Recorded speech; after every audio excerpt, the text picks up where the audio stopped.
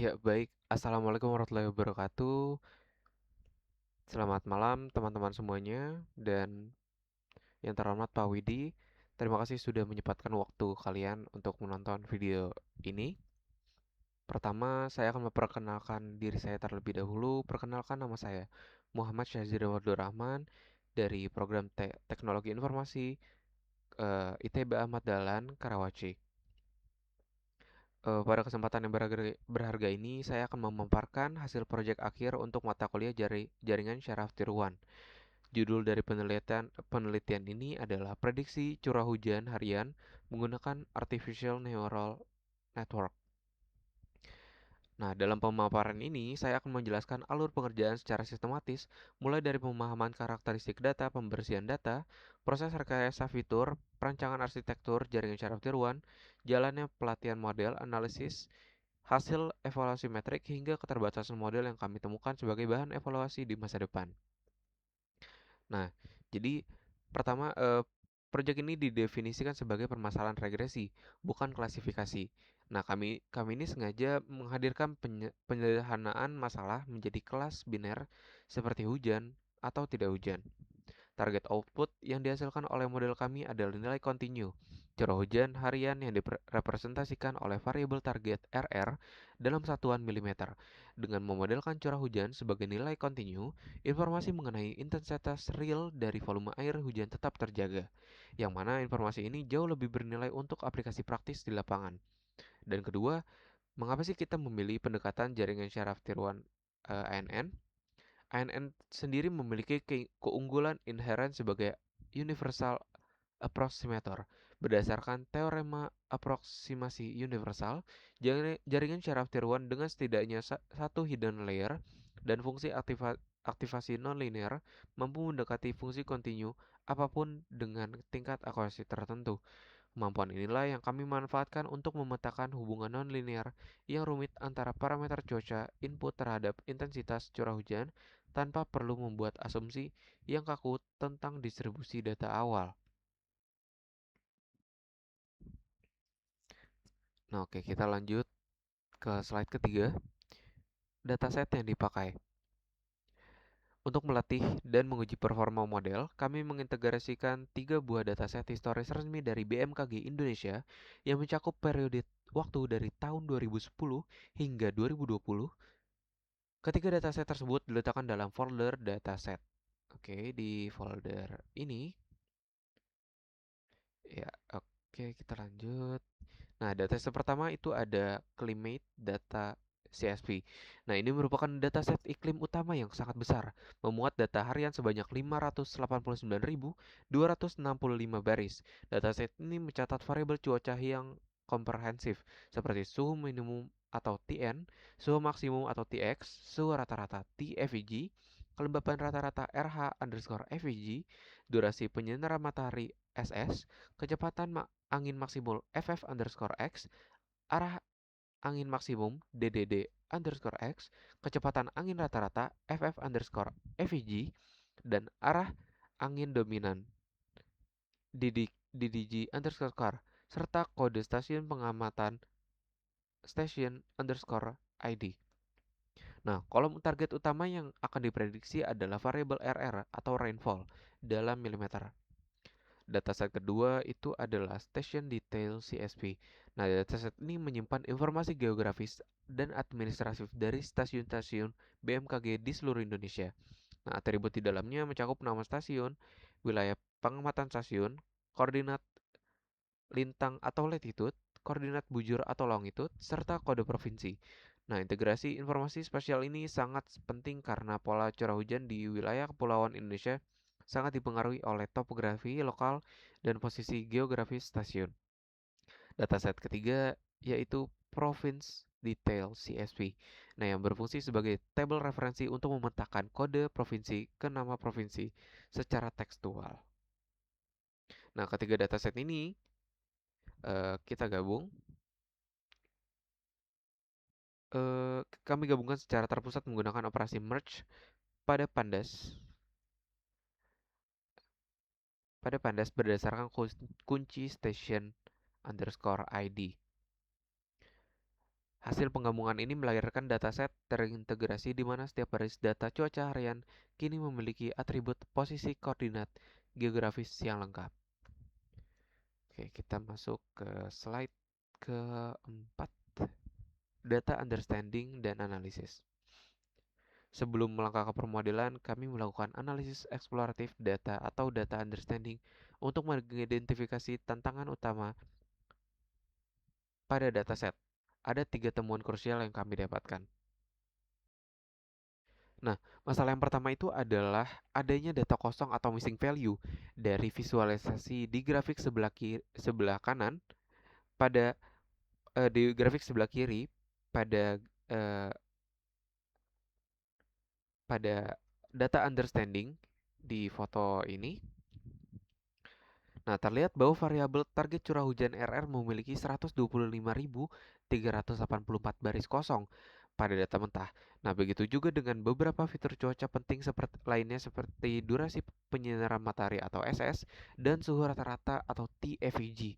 Nah, karena model ANN berbasis TensorFlow tidak dapat memproses nilai kosong atau none, kami harus menyusun strategi penanganan missing value yang hati-hati pada fitur input serta memutuskan untuk menghapus baris dengan target yang kosong agar tidak membiaskan proses belajar model. Yang kedua tuh ada yang namanya distribusi nilai curah hujan yang sangat timpang atau highly skew. Nah, seperti yang ditunjukkan pada histogram di sisi kanan pada data understanding, sebanyak 40,86% dari total data harian yang valid bernilai 0 mm yang mengindikasikan hari tanpa hujan. Nilai median curah hujan berada di angka 1,0 mm, sedangkan nilai min berada di 8,7 mm. Dengan nilai maksimum mantah mencapai 1965,5 mm. Dominasi angka 0 dan nilai ekstrim ini merupakan tantangan berat bagi model regresi karena kecenderungan model untuk memprediksi nilai rata-rata atau play safe akan sangat tinggi. Nah, di sini ada masalah ketiga, yaitu adalah hubungan linear yang sangat lemah. Jika kita melihat grafik heatmap korelasi linear pada file uh, correlation heatmap PNG yang ini, koefisien korelasi linear antara variabel input cuaca terhadap target curah hujan RR sangat mendekati 0. Sebentar.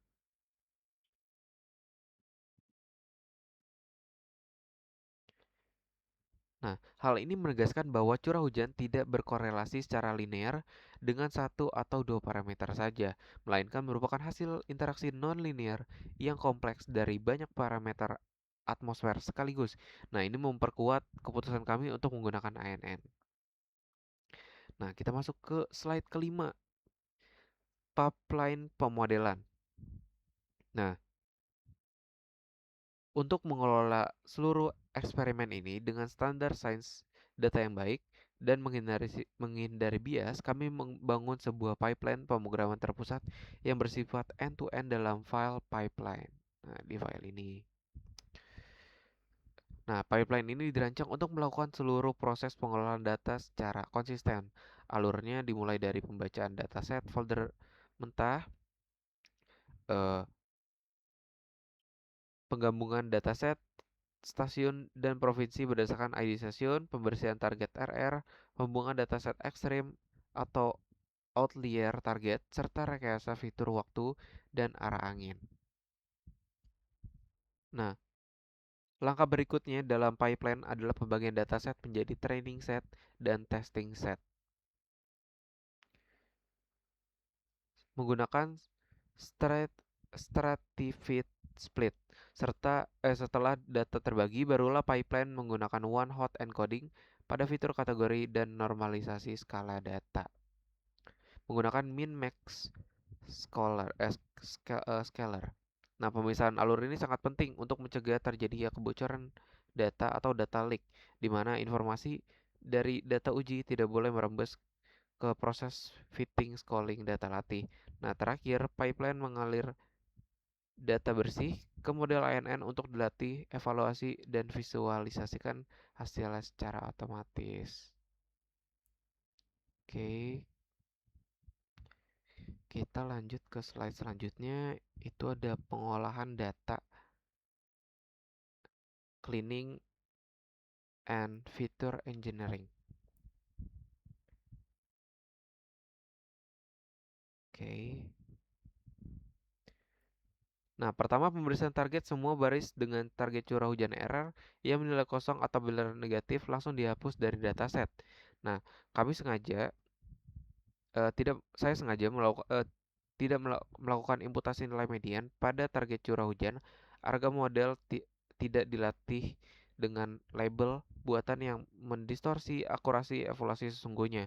Kedua, pengana, pe- penanganan outlier target berdasarkan analisis awal. Curah hujan ekstrim memiliki nilai yang sangat besar. Kami memutuskan untuk melakukan pembatasan atau capping pada persentil 95 yang membatasi nilai RR maksimal di angka 43,0 mm. Nah, dengan data dengan nilai curah hujan di atas 43,0 mm kami buang. Jika data ekstrem ini tetap dimasukkan, fungsi loss MSE yang menguadratkan selisih error akan didominasi oleh segelintir nilai ekstrem tersebut, sehingga gradien update model terdistorsi dan membuat model tidak sensitif terhadap variasi hujan harian normal.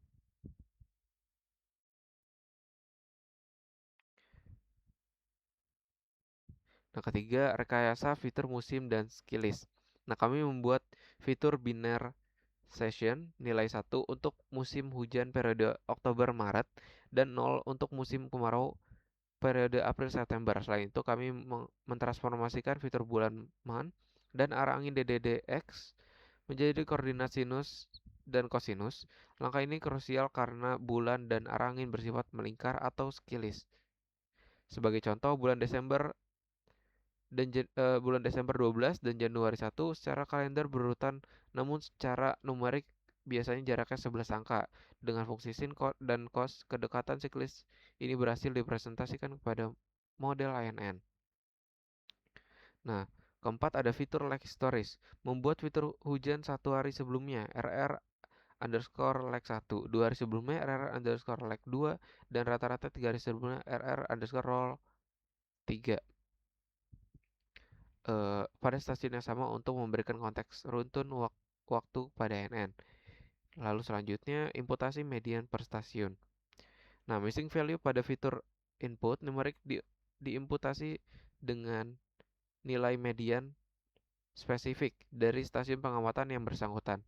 Nah, imputasi berbasis stasiun ini jauh lebih representatif dibandingkan median global karena karakteristik suhu di stasiun penggunaan pasti berbeda jauh dengan stasiun pesisir pantai.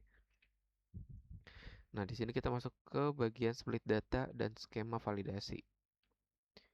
Nah, setelah seluruh proses pembersihan data dan rekayasa fitur selesai dilakukan, diperoleh data bersih sebanyak 440.913 baris pengamatan. Data ini kemudian dibagi menjadi 80% untuk training, yaitu sebanyak 352.730 baris data, dan 20% untuk testing. Nah, seperti yang dapat kalian lihat pada visualisasi grafik pie chart di file ini, pokoknya di foto ini. Nah, yang membedakan project ini dari pembagian acak biasa, saya menggunakan metode random stratified splitting. Nah, curah hujan merupakan merupakan data yang sangat tidak seimbang di mana kelas hari tanpa hujan mendominasi. Nah, untuk itu kami membagi rentang hujan target ke dalam empat kategori bin intensitas hujan, yaitu tidak hujan, ringan, sedang, dan tinggi. Lalu setelah data terbagi, kami menerapkan one hot encoding pada variabel kategori seperti ID stasiun dan ID provinsi, diikuti dengan normalisasi seluruh fitur input dan target menggunakan min max scalar ke skala rentang 0 sampai 1. Oke, kita masuk ke slide 8, yaitu algoritma dan arsitektur jaringan NN. Nah, model jaringan syaraf tiruan dirancang menggunakan tipe sequential dari TensorFlow keras dengan arsitektur multi-layer feed-forward yang diperkuat dengan teknik regulasi modern. Detail arsitekturnya adalah sebagai berikut. Eh, Layer input menerima dimensi fitur pasca one-hot encoding dengan penskalaan kami dan penskalaan. Kami merancang hidden layer dengan pola menyempit information bottleneck untuk memaksa jaringan melakukan ekstraksi pola cuaca secara hierarkis. Nah, jaringan ini terdiri dari 4 hidden layer berturut-turut, dense layer dengan 256 neuron, dilanjutkan 128 neuron, 64 neuron, dan terakhir 32 neuron. Nah, fungsi aktivasi pada seluruh hidden layer adalah menggunakan ReLU, Rectified Linear Unit, karena sifatnya mencegah vanishing gradient dan mempercepat proses belajar model. Nah, untuk menjaga stabilitas proses training dari pergeseran covariat internal, kami menerapkan batch normalization, setelah itu dense layer di setiap hidden layer. Selain itu, kami menyematkan layer dropout dengan laju gugur neuron bertahap sebesar 20%, 15%, dan 10% untuk mencegah terjadinya overfitting dengan cara menonaktifkan neuron secara acak selama pelatihan, memaksa jaringan mempelajari pola secara robust. Nah, layer output layer output terdiri dari satu neuron dengan fungsi aktivasi sigmoid. Penggunaan aktivasi sigmoid untuk kasus regresi ini sangat tepat karena target curah hujan telah dinormalisasi menggunakan min max scalar ke rentang 0 sampai 1.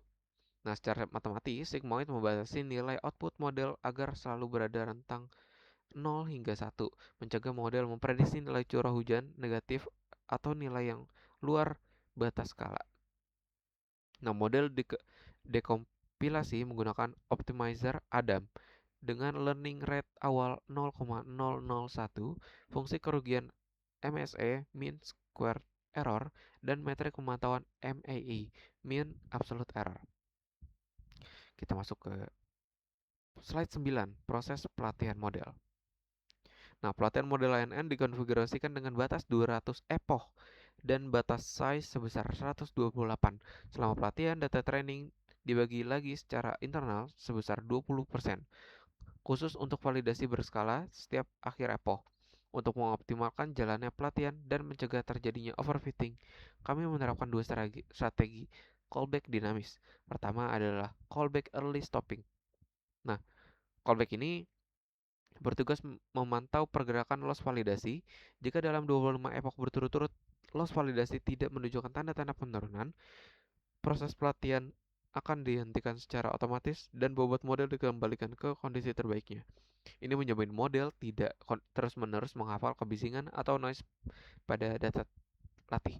Nah, kedua adalah callback reduce elro and plateau.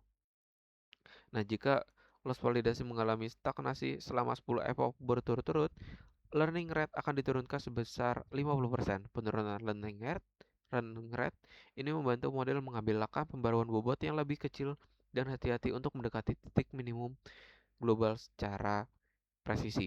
Nah, jika kita memperhatikan pada grafik ini, sorry, oke, kita geser aja. Di depan kurva loss training berwarna biru dan kurva loss validasi berwarna merah putus-putus mengalami penurunan yang sangat mulus dan berhimpitan rapat dari awal hingga proses pelatihan dihentikan. Tidak ada celah divergensi yang lebar di antara kedua kurva, yang membuktikan bahwa model kami terlatih secara optimal tanpa mengalami overfitting maupun underfitting.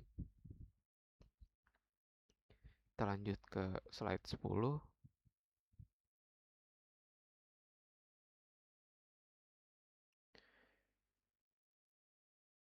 Oke. Setelah pelatihan dihentikan, kami menguji model menggunakan data uji sebanyak 88.183 baris data yang belum pernah dilihat sebelumnya oleh model. Nilai prediksi berskala sigmoid terlebih dahulu dikembalikan ke satuan milimeter asli melalui operasi inverse transfer agar kami mendapatkan perbandingan tingkat error yang real dalam satuan mm. Nah, metrik hasil evaluasi akhir yang diperoleh pada data uji adalah sebagai berikut. Nilai MEI sebesar 5,56 mm. Secara rata-rata, kesalahan absolut tebakan terhadap tebakan model terhadap curah hujan aktualnya hanya menyimpang sekitar 5,56 mm. Mengingat variasi hujan yang sangat tinggi, rentang error ini relatif kecil. Nah, RMSE-nya sebesar 8,30 mm.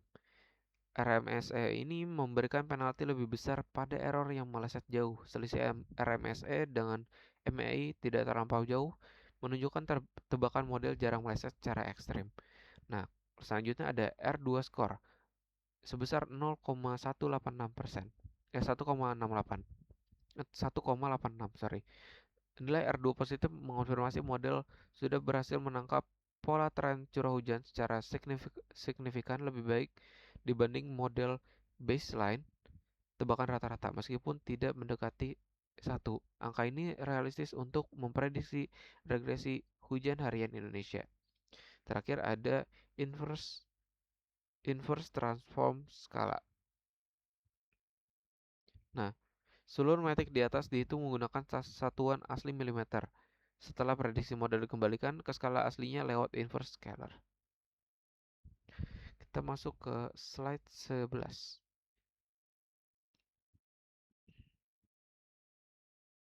Nah, untuk memahami lebih mendalam di mana letak kekuatan dan kelemahan model, kami membedah perilaku prediksi melalui 3 grafik visualisasi hasil.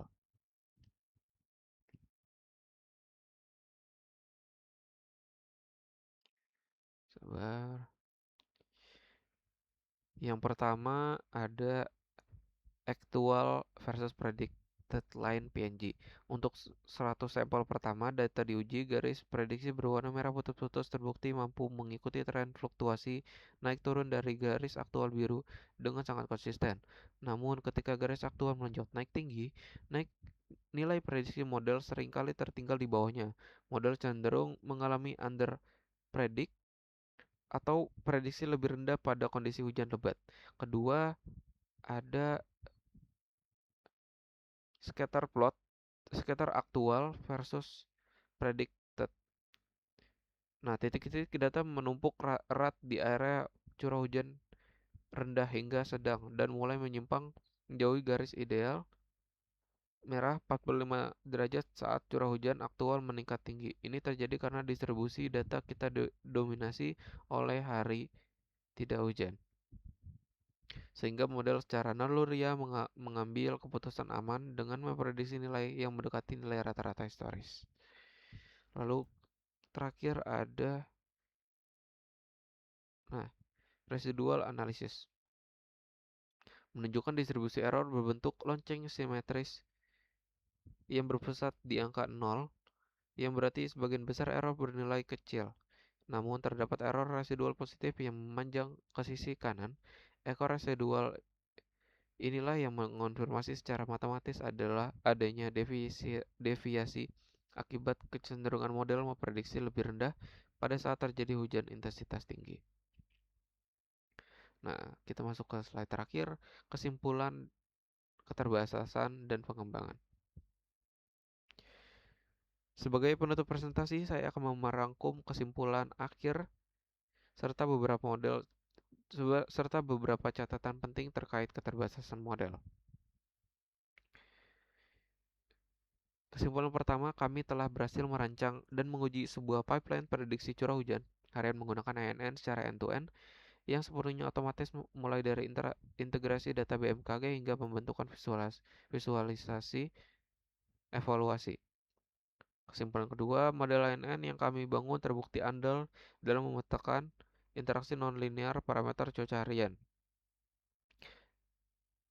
Adanya keterbatasan model yang perlu kami garisbawahi. Yang pertama adalah model ini difokuskan untuk memprediksi curah hujan harian normal karena data curah hujan ekstrim di atas persentil 95 yaitu di atas 43,0 mm telah kami pangkas demi kestabilan pelatihan model. 2. Pembagian data latih dan uji. menggunakan metode random stratified split, yang mana metode ini sangat baik untuk evaluasi representasi model ANN, namun belum mencerminkan skenario operasional perakiraan cuaca runtun waktu nyata yang seharusnya menggunakan time series split. Untuk pengembangan lebih lanjut di masa depan, kami menyarankan pertama menggunakan arsitektur temporal seperti LSTM atau GRU untuk menangkap dependensi waktu secara berurutan.